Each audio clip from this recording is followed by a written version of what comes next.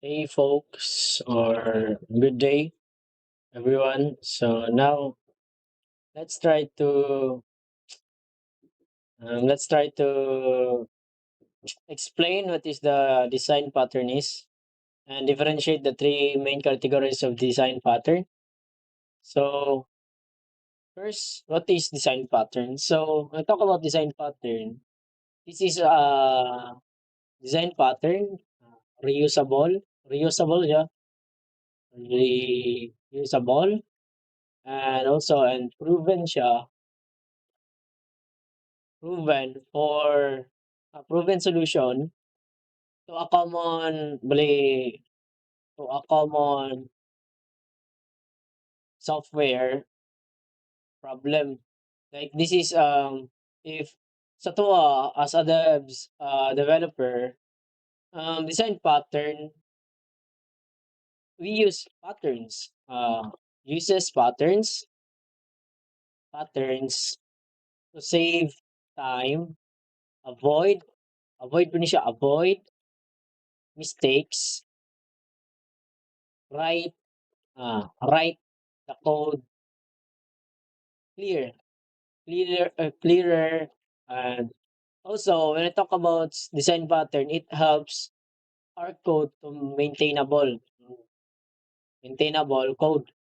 Instead, so when talking about maintainable, so in the future, dili lang siya a scale. Dili na siya from scratch. So now, kani mo na siya design pattern. So design pattern is reusable and proven solution to common software problems. This uses patterns to save time, avoid mistakes, write the code clear, and also helps our code maintainable so that we can scale that system. Now, differentiate the three. So, in design pattern, we have three categories. So, first, we have this creational. So, when talk about creational, this focus maybe this focus on objects, how or objects are created. So the let's so when talk about creational pattern, so this focus on how the structure or the object is created. So let's give an example of real world analogy. So in I have this example for creational ordering ordering food. So we talk about ordering food in a real world. The kitchen handles the creation process. Kay alangan kinsa man day alangan son na. So when talk about ordering food, so ang naga-process to create that food or specific food na gi-order sa atong client is ang kitchen. So si kitchen siya ang magkuan how unsaon niya paggama, unsaon niya. So wala na ta kabalo diha unsay ilang kuan specific steps, but pero ang atong idea is si kitchen ang mo process to create that food. So sa second categories is structural. So when talk about structural, this focus how objects are arranged. So arrange na siya diri and combine. So there are in a system there are multiple objects. So if daghan tay mo multiple objects so we have to organize or not say organize like how we approach it to make it arrangeable and combine with others. So because different objects has different processes or different handles like logic, business logic. So this is the structural pattern. Uh, it focuses on how objects are arranged and combined. And when we talk about analogy, So real world analogy example is Lego. Lego blocks ang example.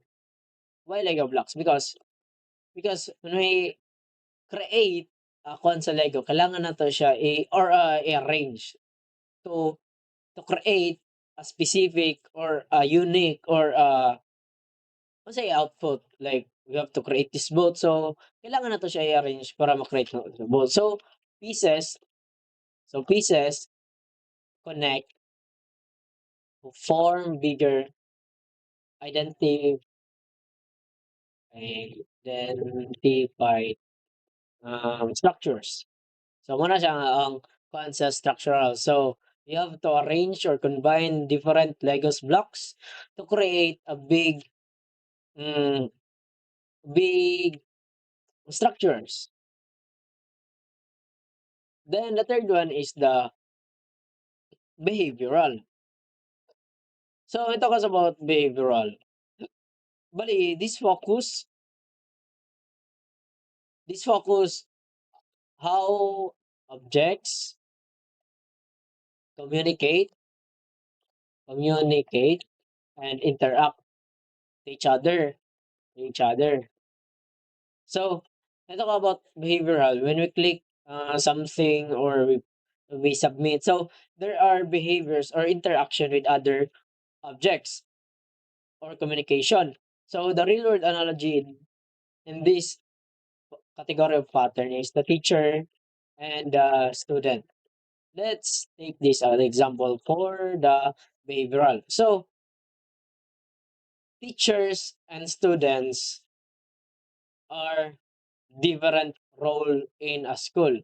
So in that specific area, it it has so each role each role have have rules. So natay rules na ginasunod, and that rules is for interaction and responsibility. Why? So when I talk about students, sila ang mag-submit, sila ang kailangan og grado, need grades. Go to school. While si teachers, manage na siya, manage a grade, manage grades of student, also siya ang naga-compute. So, bale there are interaction between different roles, and in that interaction makagama ta na in the end of the semester, in the end of the year, we have output for students. So maybe pass or fail. So that is the real world analogy mm, for the let's talk about for the behavioral design pattern. That's all. Thank you.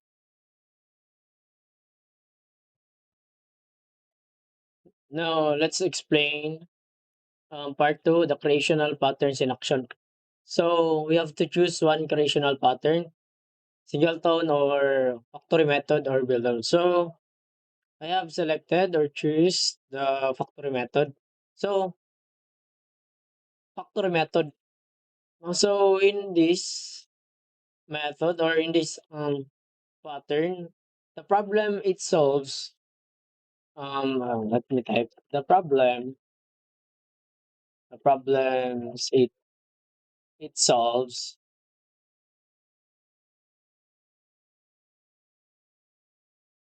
Maybe this pattern solves the problem of creating objects. So this is creational. So creating an objects without specifying specifying the exact class. So it has the freedom to create object without specifying the exact class to create. So this is the problem it solves. So we talk about in large systems, Like we um we create or interact many or multiple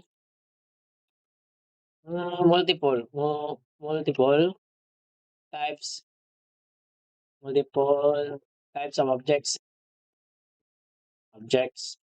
So, and that multiple types of the objects, the there are common interface interface or base class. So so the factory method is like it reduce. So because of factory method, it reduce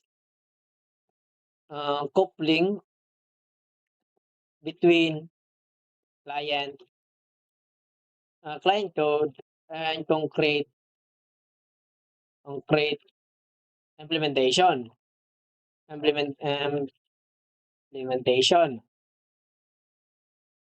And also it solves to make easy. So ginapa-easy niya para sa devs na mo-create or to introduce a new product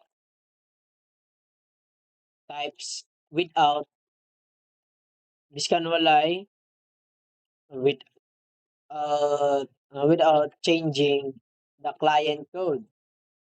So we can add a product without changing the client code. Kay mao man ni ang purpose. And also kani siya naga-supports ang kuan sa supports the open and close principle. So naga-support siya open and close principle. When talk about open, this is for the extension and close for modification of the So let's talk about the scenario.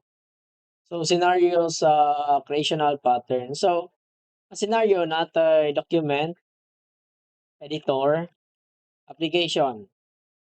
Application that kani siya kay mo-create siya og different types of docs types of docs. So sa real world or sa scenario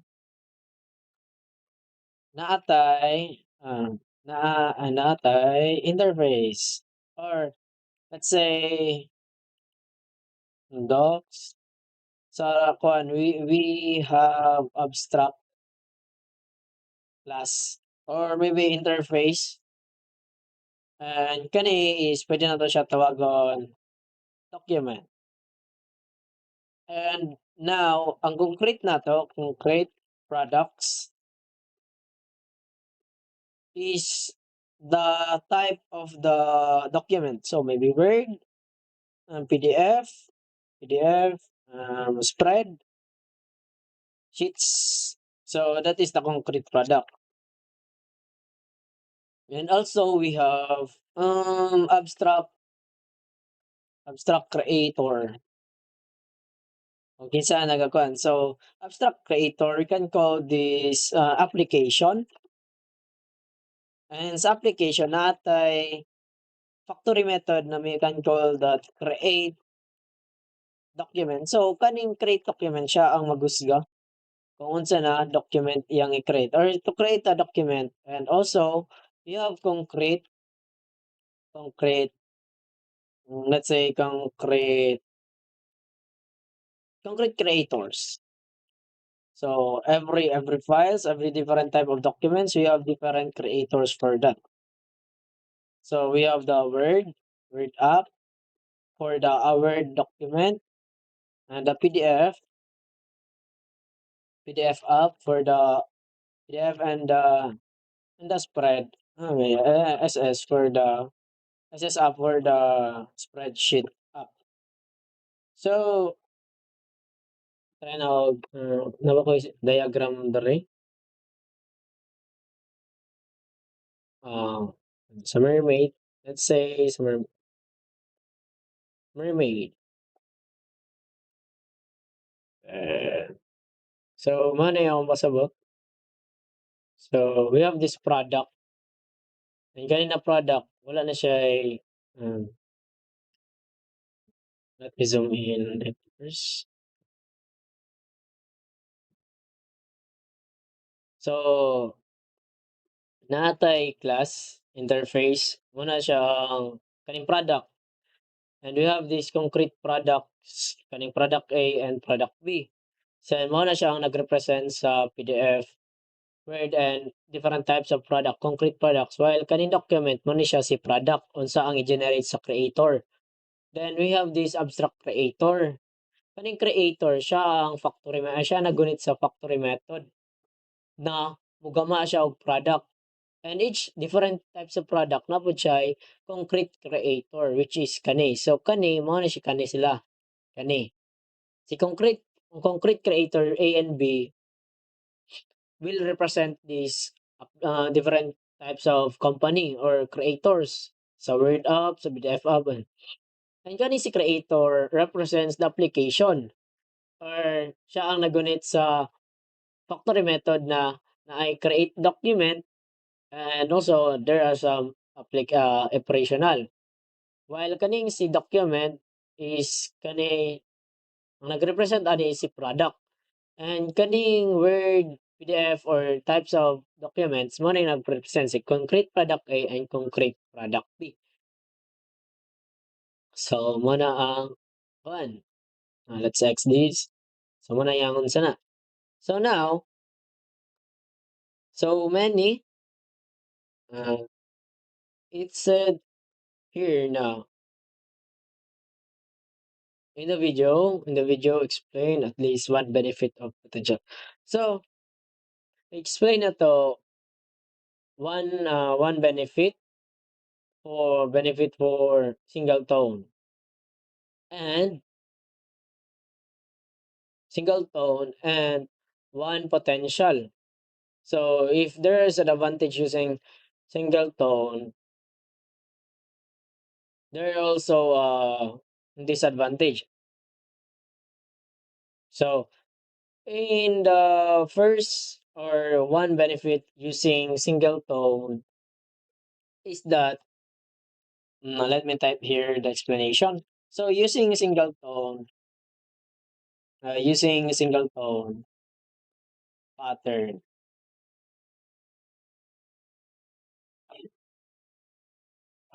using single tone. So this ensures a single but shared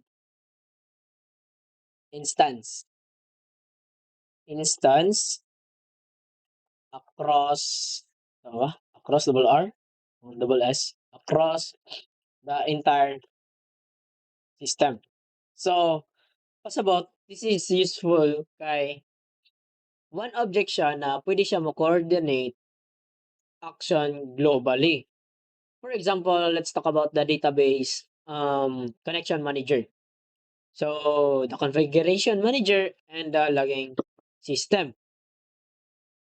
So globally siya kay pwede lang mo nato siya required. So dili na nato need every object or every file butang ta og connection of the database. So we can create a single file or object na naa ra didto ang kuan. Then we can also that import to the different. So single tone siya because one object siya na pwede mag-coordinate action, ay i-coordinate niya yung uses or action globally. So when talk about the drawback for using single tone, this can drawback. So this can make testing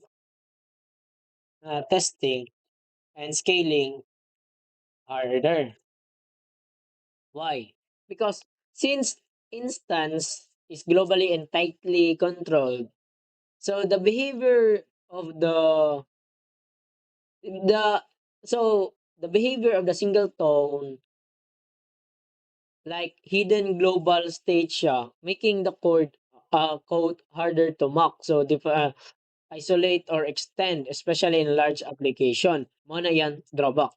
So, because it behaves to hide and tightly controlled siya, so the global state, makapalisod siya sa atong code if i-mock nato atong code or i-isolate or i-extend. Labi na if atong application is large system or application. That is for the part 2. So, creational patterns and in action. Okay, so part 3, structural patterns in context. So, imagine you are improving a messy system full of incompatible classes. So, we can use the adapter pattern to rescue the system. So, if we have a problem like system that where classes is incompatible interfaces, making it hard for us or making hard for that different types of object classes to interact with each other because incompatible gani siya. So for example na to for example we have, let's say for example, natay printer or let's talk about legacy printer. So that is example. Natay legacy class ni siya class.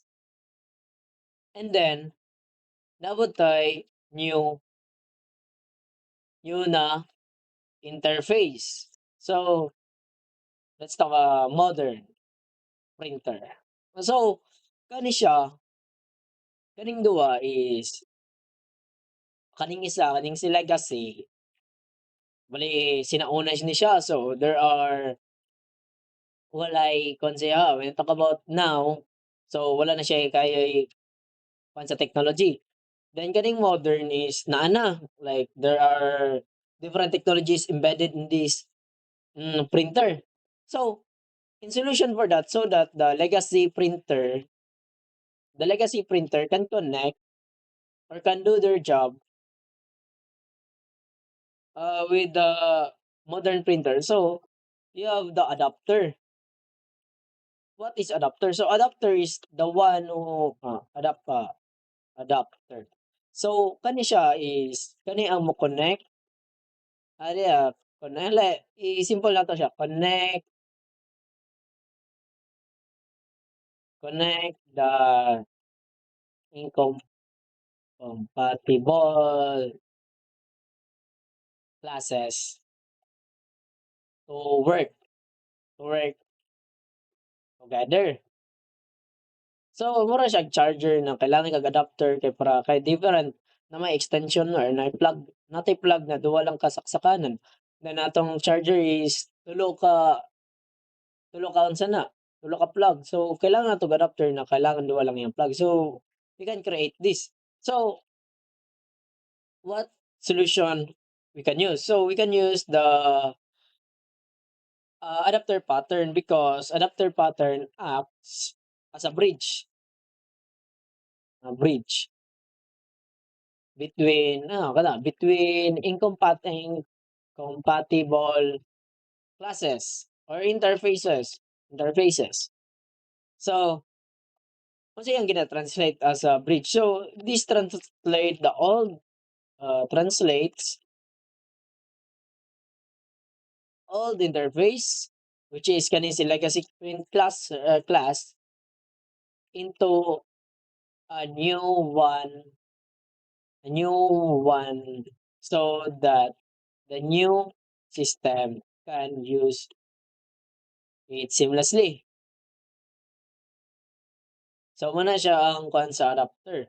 So before adapter, before adapter, let's talk about before adapter. So natay system expects. So natay expectation of the system. So sa atong modern printer, Mokuan siya og mo-print siya og print document, docs siya. I-print niya ang docs. While si legacy, legacy printer which is mao ni ang atong old, mo-print siya og mo-print siya pero old method, old print met method. So, outdated na siya, so dili na siya kasabay sa modern printer. So, pasabot ani we cannot pass, di nato malabay si legacy printer directly sa system because it can crash or fails because tungod kay naa sila'y incompatibility to each other. So, after adapter na natay adapter, so mag-create ta adapter. So, natay adapter na printer adapter. So, mao ni siya ang visualization. So, the system. So, mo to, system nato is to print. So, system nato is to print document. Natay duha ka pattern. Ay duha ka printer. So, si modern which is kani atong ginagamit and si legacy. Kaning si legacy printer, si system muna mo connect to printer adapter. And kani si printer adapter mao ni siya ang mo na siya ay business logic di ana. Si legacy printer diri kani is i-convert niya or ikuha niya ang print method niya content into print document doc. Mo na iyang unsa na buhaton to convert. And nana siya legacy printer legacy because diya siya mag-base sa legacy printer. Then kaning printer adapter makuha na siya sa system. Because diri man siya ni si legacy printer ni saksa kay printer adapter and printer adapter ni saksa sa system. And ganing si system napod siya gina-throwan which is si modern. So balik kani from here, from legacy printer pwede na mo connect si legacy printer kay modern printer pero dili directly. Moagi siya sa printer adapter to convert that files into a modern method of printing documents. Mo na siya ang kani ang before, then kani ang after. So there are naa din na og printer adapter na class or adapter. So that is the after the adapter. And now let's compare the adapter design pattern for decorator.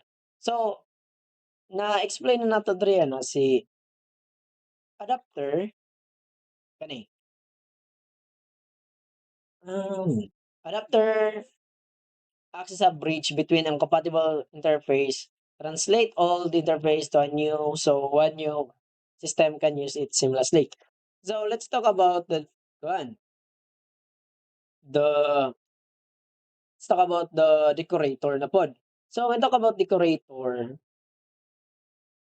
so ang purpose of the decorator is to add decorator, add new behavior to an object. So time to time or real time, there are pwede ta maka-add of behavior to an object dynamically. So time to time siya maka-add of new behavior. When I talk about kung saan siya magamit. So use cases niya gina-enhance, enhance niya or enhancing objects without modifying modifying their code. So layer kayo. So when talk about decorator, it can add behavior to object dynamically and also enhance the object without modifying their code. While si adapter, adapter, adapter, bali siya ang nag-acts as a bridge between two incompatible interface to works together seamlessly. So mo na ilang comparison for this two structural pattern. So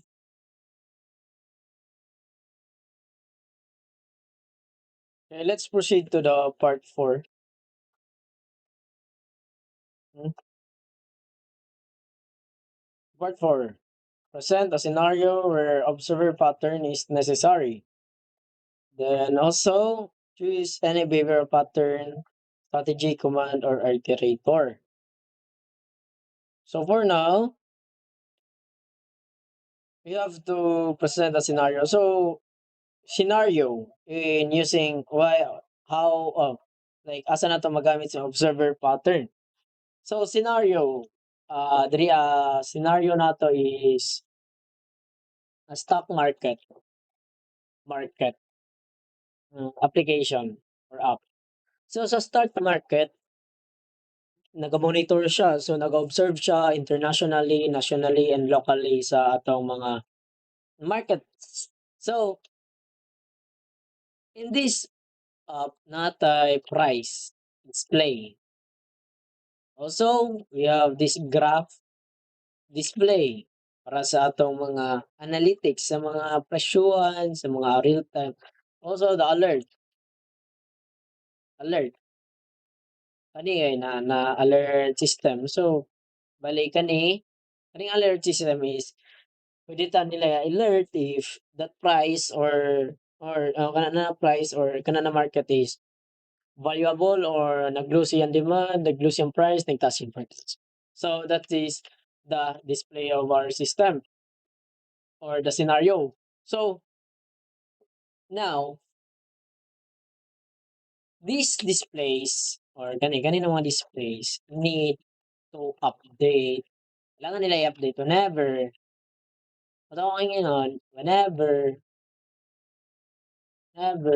the price changes. Whether mataas ang price or mababa ang price. Now, so the stock price or the stock price system shouldn't dili siya mo dili siya wala siya kabalo. Have to know every display. It just notifies interested parties. So different parties. So different types of system or display na sila ay different pod na doings. So ang display price displays to displays the price, si graph displays to display the analytics so that the alert is to update. And now si stock price system wala siya kabalo unsa ang mga display every time or every display mo-notify lang siya if na interested pattern. So giunsa ang observer pattern diri mag-works. So ang subject nato diri which is ang subject nato diri subject or the observable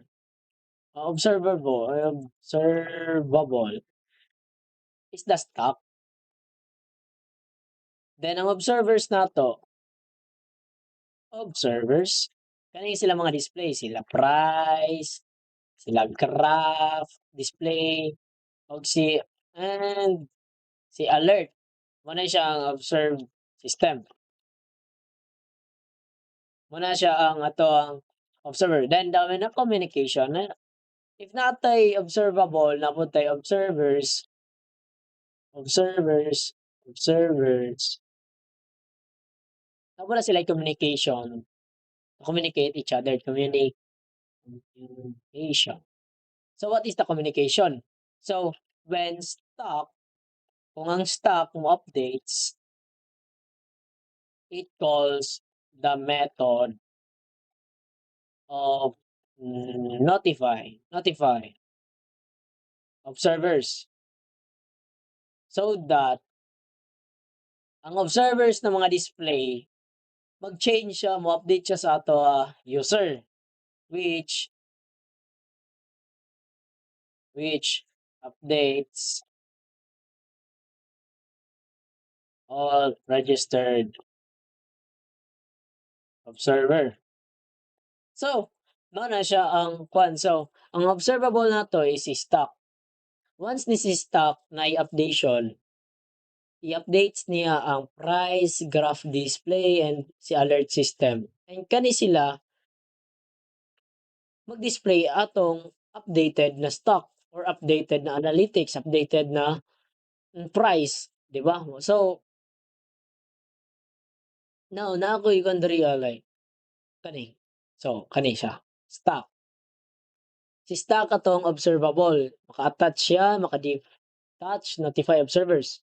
So, kani si stock, mo ni siya ato ang observable. And ang observers nato is si display, price display, ug si wala na ko nabutang diri si graph display and alert system. So si stock, once na na-update siya, i-notifies niya si price display, si price display, i-alert niya, i-update niya si price, and also sa alert system, i-update niya si price for the upcoming alert system. Also sa graph pod, walang pinangkulang ang graph. So kana diha mo kuan si observer pattern mulihok. So na communication na atay observer na atay observable, and that's for the observer. Now let's go to the choose any behavioral pattern, any behavioral pattern. Maybe strategy or command or iterator. So now I have selected strategy. Kani ginagamit na dyan natin eh. Like and using up nani siya pattern. So scenario. Scenario na to scenario. Bale sa scenario na 'to natay processing payment in e-commerce like Shopee, like Lazada, like TikTok Shop, system. So kani siya when talk about ngaran mga e-commerce, so there are different types of or multiple payment methods. Example of this, the GCash, credit card, Paymaya, PayPal, crypto, siya, and other. So the logic for this, for each for each daw na mga payments differs. Differs na siya to each other. May different systems ano eh, differs. But the client or kita code should care, wala siya palabot. One is yes. So, na freedom unsay i-select niya na payment method. So let's talk about explain how it improves flexibility and or readability in code. So flexibility and readability in code. For that, because it encapsulates algorithms, algo, encapsulates algorithm inside separate classes. So, mao siyang flexible siya because it encapsulates algorithm inside the classes. Also, it allows swapping algorithms at runtime. So, every time pwede maka-change or pwede maka-pick or maka-select if for the preferred payment method ang user nato. So, wala siya ginabungkag, wala siya ikuan, gina-allow niya ang swapping. And also, because of this, it makes our code cleaner. So no big if else or switch cases. because i-handle na sa atong strategy pattern. So, nakay-kuwan na kani. So, sa shopping cart na 'to natay select method and checkout. So, sa select method na 'to, sa select payment. So, mo siya ang strategy. And once na mo use ta ani, unsa iyang kuan. So, once you select na payment method na 'to, so bayad jud ni, so bayad. So, money ni. And kanina kuan is there are different method of payment. So, natay PayPal payment, natay credit payment, natay cash on delivery, natay GCash, PayMaya, and everything else pa. So, mao na gama si strategy pattern para i-reduce na 'tong paggamit nato sa if else, sa switch processing. And also, flexible atong kuan and readable. And at a runtime, pwede na 'to siya ma-change atong perspective or perspective prefer na payment method. Ana siya. And that's all for the part 4. So now let's assume we are designing an online delivery system. So what two design patterns we should apply, then explain why are they appropriate. So first, have this goal to create a online delivery system. So unsa tong gamiton diriya? So first, you can use observe server pattern, and also can use strategy pattern. Why observer pattern? So ang use cases niya ani, let's talk about the use cases. Nganong si observer pattern ito nga? And how appropriate. So use cases ani niya, customer or clients want a real time updates updates about their delivery. So example for this, example like pending ba, pending, processing, on route or et cetera pa. That is the use cases because or kuan kailangan nila na ma-update sila. And ganong appropriate. Why appropriate? Ang design pattern for this system, appropriate. So yung nga naman appropriate. Kaya tungod si design observer pattern allows the system to notify multiple subscriber or the client subscribers, the like kato lagi katong customers or katong clients, dili lang pud sila, also the personnel or the delivery rider, the admin dashboards. Whenever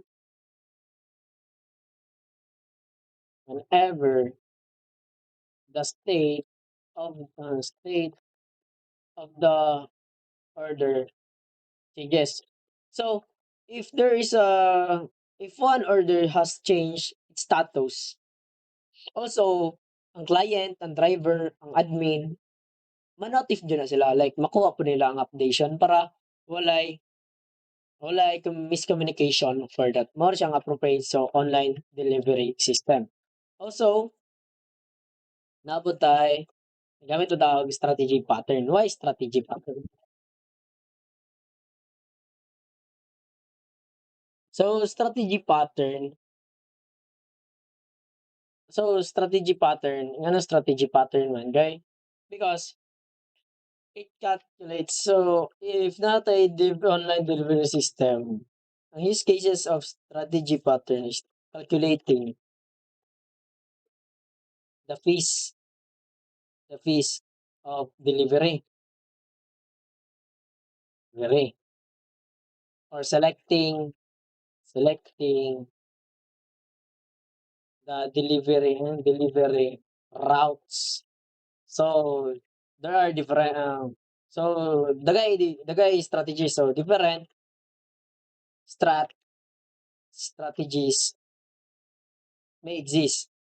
Ani na kuan on based on distance method, payment method, payment method, traffic, time, or promotion. Na siyang use cases. Also, nga nang appropriate siya. Appropriate siya because it lets us devs, developer to define family family algo algorithms, which is we can select eco-friendly,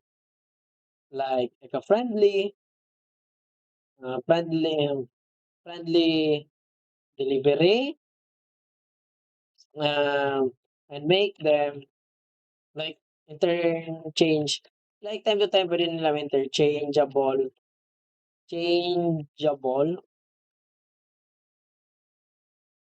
without kato lagi client. Oh. So mo na siya sa two design pattern use for online delivery system. So we have this observer pattern for the real time updation or real time transaction, and also we have this strategy pattern for the interchangeable at a runtime for this system. And then evaluate this claim. Using many design pattern always makes software better. Agree or disagree? Define your position using logic example. So for me, using many design pattern always make software better. So for now, nag-disagree ko. Because using many design patterns does not automatically, like dili siya ginatungod kay daghang design pattern, dili pa siya automatically na ang software better. Ngano? Why? Because if there are many like if nagagamit ng design pattern, there are over engineering risk. So usahay nag-a-add ta og patterns na unnecessary man pod. Like natay gi-add na patterns because to make the one system like mo lagi software better, but there are times na moadd tag patterns unnecessary na kayo, which it can leads us to complicate the system. And also the excessive patterns can make our code or the developer code harder to read, understand, and maintain. So if we like nata sa in a team, so there are may struggles will be faced if patterns are applied inconsistently or without clear purpose. Mo ito na add lang siya para ingnon better, and also the appropriate use of matter. So patterns gigama gyud na siya for make the system or the code savior of time, like dili siya libog, and also namo siya appropriate use matter. So patterns are tools, not rules. And also they improve software only when the problem fits the pattern. So dili ta moingon na every system kailangan nato siya pattern. So there are appropriate use of patterns. So now in conclusion for me, so design patterns improve software when used appropriate. The key is to understand the problem of the system and choosing the right pattern. Tungod kay pattern siya, kailangan nato siya ibutang. Like, dili siya mandatory, but we can use pattern as a tool para make atong software improves. So, that's all for this.